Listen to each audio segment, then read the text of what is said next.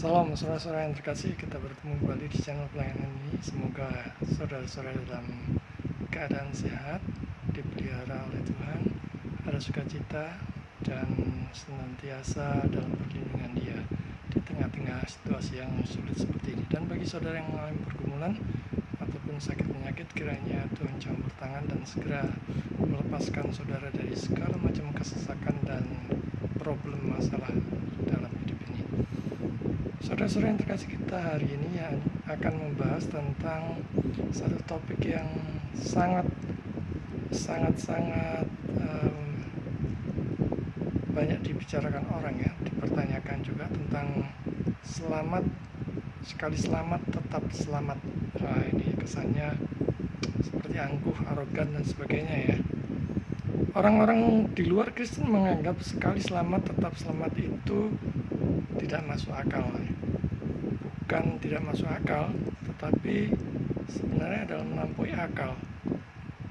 Ya, karena Allah yang kita sembah dan kita kenal di dalam Yesus Kristus adalah pribadi yang tak terbatas, saudara-saudara. Kalau kita hanya mempercayai Allah yang hanya masuk akal ataupun logika kita, pikiran kita, berarti kita hanya percaya Allah yang sebatas akal logika kita.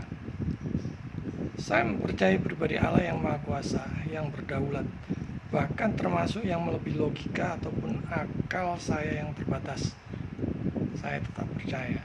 Sebagaimana saya percaya bahwa Yesus mengubah air menjadi anggur, kemudian Yesus meredakan badai, Yesus memberi makan orang banyak, Yesus berjalan di atas air, kemudian Yesus menghidupkan orang mati, menjadikan orang buta dan sebagainya.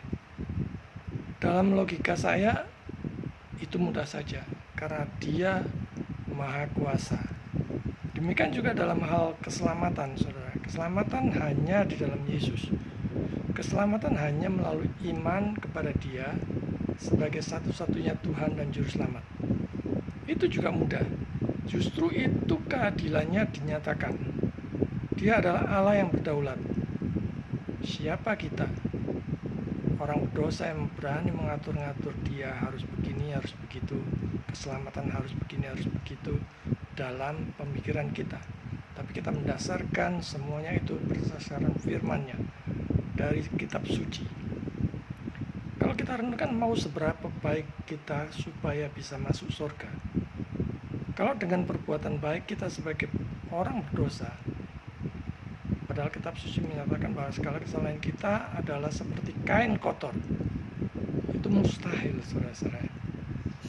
Yohanes 3 ayat 16 dan ayat 36 serta Yohanes 6 ayat 47, orang yang percaya kepada Yesus itu mendapatkan hidup yang kekal. Saudara bisa melihatnya di Yohanes 3 ayat 16, ayat 36, Yohanes 6 ayat 47. Saudara-saudara, Louis Berkhof mengatakan, menurut kitab suci, orang percaya dalam hidup ini sudah mempunyai keselamatan dan hidup yang kekal.